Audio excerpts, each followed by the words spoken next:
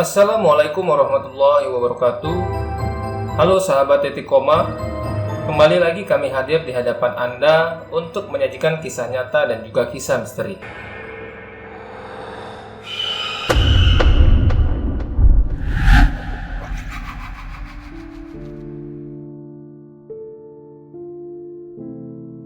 Pada episode kali ini, kita akan menceritakan kisah tentang pengalaman seorang developer tanah yang ingin mengembangkan bisnisnya.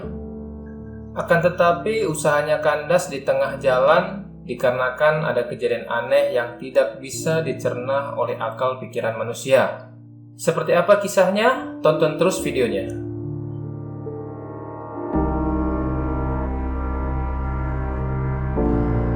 Besok siangnya sekitar jam 11, saya coba menghubungi Pak Haji A. Dan ternyata beliau langsung merespon dengan baik. "Permisi Pak, betul dengan Pak Haji A? Perkenalkan, saya J. Saya kemarin melihat tanah Bapak yang ada di Cikunir. Bla bla bla," saya ceritakan panjang lebar ke Pak Haji A. "Jadi begini Pak, saya ada niat mau membeli tanah Bapak itu. Kira-kira dijual tidak ya Pak?" Waktu itu tanpa basa-basi Pak Haji A langsung menyuruh saya menemuinya di Bandung. Karena kurang enak juga mengobrolnya kalau melalui telepon. Setelah Pak Haji A memberikan alamatnya, saya pun langsung meluncur hari itu juga ke Bandung. Saya sampai di rumah Pak Haji A yang ada di Bandung sekitar jam 5 sore. Beliau menyambut saya dengan baik dan langsung mempersilahkan saya duduk. Saya lihat kue-kue sudah berjejer rapi di atas meja, lengkap dengan air mineral. "Sebentar ya, saya lagi pesan makanan. Kasihan datang jauh-jauh dari Jakarta," kata Pak Haji A sambil menyuruh saya duduk. Waktu itu saya cuma nyengir karena memang saya lapar banget. Sementara menunggu makanan, Pak Haji A ikut duduk sambil basa-basi soal perjalanan saya dari Jakarta ke Bandung. Ternyata Pak Haji A berprofesi sama seperti saya, sebagai pengembang lahan.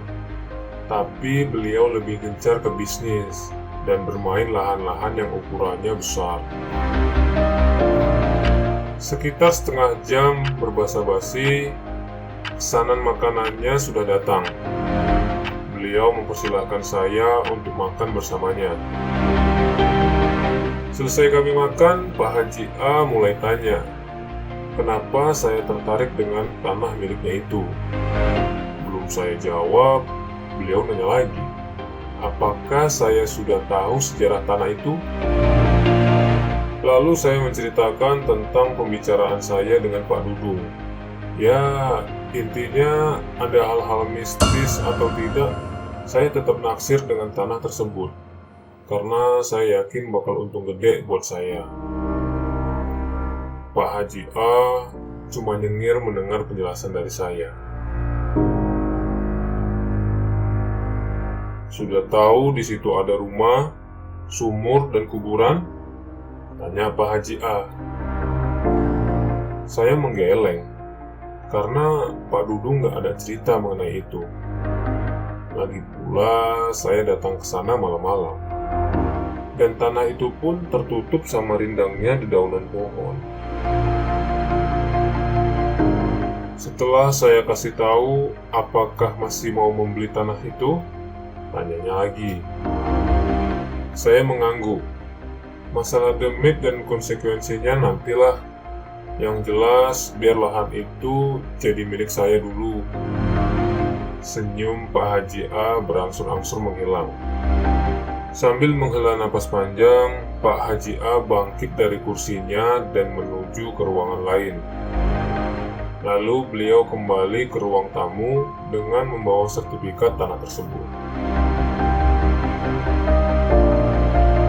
"Ya sudah, bayar saja setengah dari harga pasaran. Terus terang, saya sudah menyerah membangun lahan itu. Dulu bulldozer saya kerahkan dan truk-truk semuanya pada nggak berfungsi. Sampai-sampai bulldozer saya harus diangkut truk besar karena nggak bisa nyala lagi, kata Pak Haji A sambil menunjukkan sertifikat tanah saya. Mendengar begitu, hati saya mulai agak ragu jadinya. Tapi ragu saya tersebut luntur karena hawa nafsu yang menggebu-gebu ingin segera memiliki dan mengelola tanah itu. Pak Haji A benar-benar mempercayakan sertifikat aslinya untuk saya bawa langsung dan diverifikasi di Badan Pertanahan Nasional di Kota Bekasi. Saya melihat kesungguhan niat Mas J untuk membeli tanah saya itu. Lagian, ngapain juga kalau nggak niat beli jauh-jauh sampai kemari. Ini sertifikatnya, bawa aja dulu. Silahkan diverifikasi. Setelah semuanya selesai, bayar dulu setengahnya. Ntar Mas bisa langsung ganti nama, kata Pak Haji A. Mendengar itu, saya makin semangat. Esok harinya saya langsung mengurus semuanya. Setelah selesai, tibalah hari yang dinanti-nantikan. Akhirnya tanah itu sudah milik saya sepenuhnya. 2 minggu setelah balik nama, waktu itu Jumat sore, kalau nggak salah bulan Oktober 2007. Saya habiskan waktu untuk berjalan-jalan di lokasi tanah itu. Di sana ada sebuah rumah yang udah rusak banget. Rumahnya kecil, hanya ada ruang tamu, 1 kamar tidur, dan kamar mandi. Waktu saya masuk ke rumah itu, tikus pada melompat keluar. Mendadak saya merinding parah. Hawa yang tadinya bau kayu lapuk, pelan-pelan berubah baunya seperti anjir darah. Saya mikirnya udah macam-macam. Ada yang gak beres nih. Saya segera keluar waktu itu. Saat saya melewati pintu utama rumah itu, tiba-tiba seperti ada yang menggenggam dan meremas tangan kiri saya. Tangan kiri saya langsung kaku dan kesemutan hebat. Saya terdiam sejenak sambil baca-baca doa apapun yang saya tahu. Pelan-pelan tangan saya berangsur normal. Saya pun berusaha keluar untuk menghirup udara segar.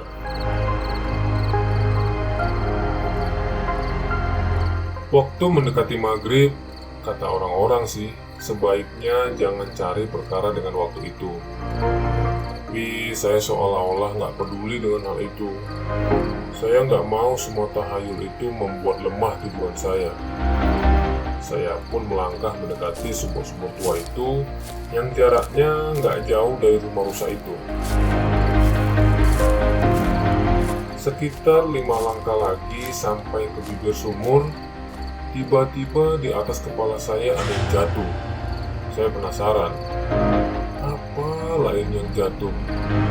Begitu saya lihat, ternyata itu adalah 3 helai rambut yang sangat panjang. Seketika itu saya langsung lemas. Bulu kuduk saya merinding udah gak karuan. Padahal langit sore masih terang. Tapi di dalam lahan itu seolah-olah muncul kegelapan yang saya gak bisa jabarkan. Nah, rambut tadi itu langsung saya buang ke tanah. Gak lama dari itu, saya mencium wangi bunga melati. Dalam hati, mending gak dilanjutin deh kalau begini. Saya pun bergegas balik arah. Sumur itu pun tidak jadi saya dekati. Tapi saya bermaksud kembali ke tempat itu besoknya. Demikian sahabat, nantikan kisah selanjutnya tetap di channel Titik Koma. Assalamualaikum warahmatullahi wabarakatuh.